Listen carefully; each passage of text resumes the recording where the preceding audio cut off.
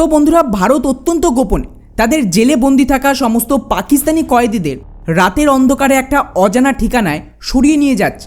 আর এর পেছনের ভয়ঙ্কর প্ল্যানটা হলো খোদ ভারতীয় ইন্টেলিজেন্সের আন্ডারে এদেরকে ব্যবহার করে ভারতেরই কোনো একটা স্পর্শকাতর এলাকায় ভয়াবহ হামলা বা বড়সড় বোমা বিস্ফোরণ ঘটান, যা হতে পারে ভারতের ইতিহাসের সবচেয়ে ব্রুটাল টেরর অ্যাটাক। ঠিক এই ধরনের মারাত্মক দাবি করা হয়েছে পাকিস্তানের তরফ থেকে। আর এই মুহূর্তে এই খবরটাকে দাবানলের মতন সোশ্যাল মিডিয়ায় ছড়িয়ে দেওয়া হচ্ছে, যা স্পষ্টতই একটা বিশাল বিপদের ইঙ্গিত দিচ্ছে। আর কেন আমি কথা বলছি, তো যদি আপনারা একটু পিছিয়ে গিয়ে গত বছরের নভেম্বরের কথা ভাবেন, যখন মুসলিম ডাক্তারদের তরফ থেকে দিল্লিতে বোমা বিস্ফোরণ ঘটানো হয়, ঠিক তার মাসখানেক আগেও পাকিস্তান সেমভাবে একটা রিপোর্ট পাবলিশ করেছিল, যেখানে তারা দাবি করেছিল যে ভারত একটা বড় ফলস ফ্ল্যাগ অপারেশন গোটা দেশে লঞ্চ করতে পারে, যার আওতায় ভারতেরই মাটিতে আবারও জঙ্গি হামলা হবে। স্ক্রিনে আপনারা সেই সময়কার মিডিয়া রিপোর্টটা দেখতে পাচ্ছেন, যেটা আফগানিস্তানের মিডিয়াও পাবলিশ করেছিল। আর বন্ধুরা, এই রিপোর্ট পাবলিশ হওয়ার কয়েক মাসের মধ্যে সত্যি ভারতে একটা টেরর অ্যাটাক হয়।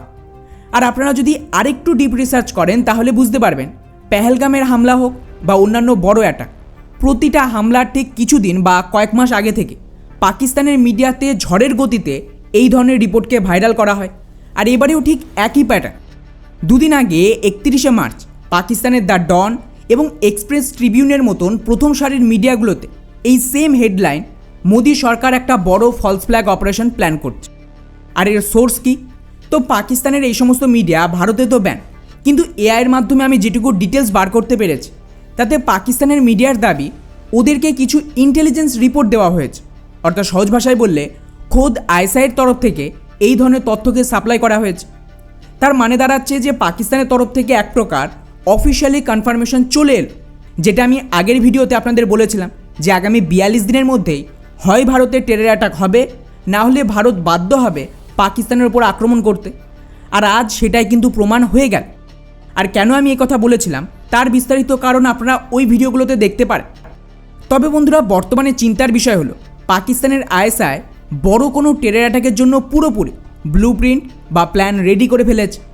এমনকি আগের ভিডিওতে যেমনটা আপনাদেরকে জানিয়েছিলাম, আমেরিকা তো নিজেই কনফার্ম করেছে যে প্রায় 1,500-এর কাছাকাছি পাকিস্তানি জঙ্গি এলওসিতে বসে আছে ভারতে ঢোকার অপেক্ষায়।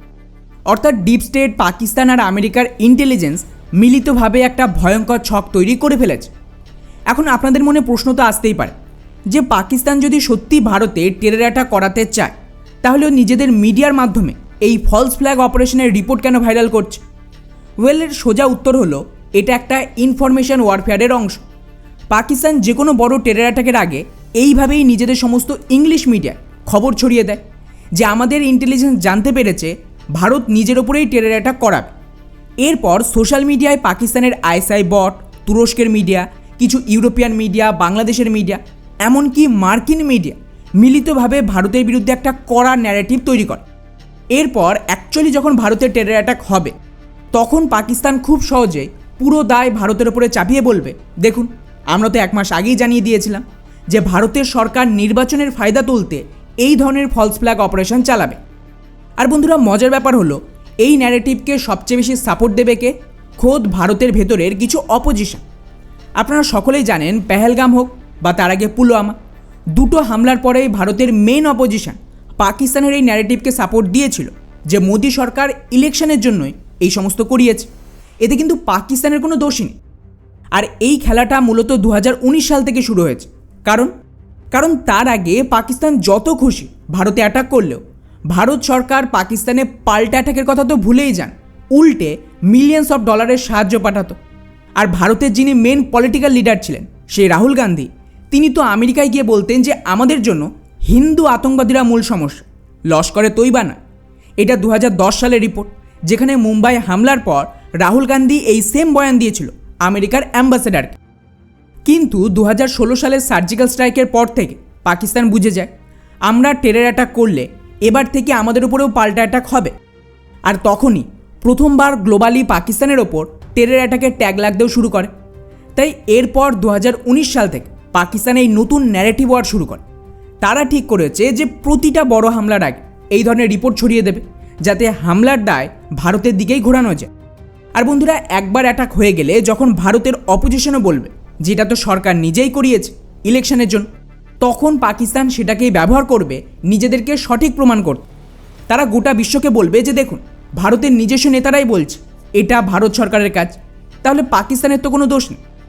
আর সবচেয়ে বড় সমস্যা হলো ভারতের সারা বছর ধরে কোথাও না কোথাও ইলেকশন লেগেই থাকে। যেমন এখন আবার আমাদের বাংলায় ইলেকশন হচ্ছে, আসামে হচ্ছে, আবার তামিলনাড়ু আর কেরালেও সেম অবস্থা। তাই ইলেকশনের জন্য ফলস ফ্ল্যাগ অপারেশন হয়েছে, এই ন্যারেটিভটা তৈরি করা খুব সহজ। যাই হোক, এবারে সবচেয়ে বড় প্রশ্ন দাঁড়াচ্ছে যে তাহলে ভারত এই হামলা ঠেকাবে কীভাবে? এর উত্তর খুবই সহজ, যেটা আমি আগেও বলেছি। ডিপ স্টেট এই রিজনে যুদ্ধ চায় এবং ওরা অ্যাটাক করিয়েই ছাড়বে। এক্ষেত্রে এই টেরর অ্যাটাক হওয়ার আগেই আমাদের উচিত পাকিস্তানের ওপর প্রিএমটিভ স্ট্রাইক লঞ্চ করা, খুবই অল্প সময়ের জন্য, মানে 1 থেকে 2 দিনে একটা হেভি অ্যাটাক চালিয়ে ওদেরকে পুরোপুরি থামিয়ে দেওয়া উচিত। এতে অন্তত আমাদের ওপর টেরর অ্যাটাক আর হবে না। এর ফলে সুবিধা কি? একটা বড় ধাক্কা খেলে পাকিস্তান আবারও কয়েক মাস সময় নেবে নিজেদেরকে রেডি করতে। তাই ভারতকে যদি নিজেদের ইকোনমি ক্ষতিগ্রস্ত না করে এবং বড় কোনো দীর্ঘস্থায়ী যুদ্ধে না জড়িয়ে এই টেরর অ্যাটাক থামাতে হয়, তাহলে কয়েক মাস অন্তর অন্তর এই ধরনের প্রিএমটিভ স্ট্রাইক চালিয়ে যেতে হবে, কারণ পাকিস্তানকে থামানোর এটাই একমাত্র রাস্তা। কিন্তু এতে একটা সমস্যাও আছে। তাহলে এখন ইলেকশন চলছে, তো যদি এখন অ্যাটাক ভারত আগে করে তাহলেও সেম ন্যারেটিভ তৈরি হবে দেশের ভেতর যে সরকার ভোট জিততে এই সমস্ত করেছে।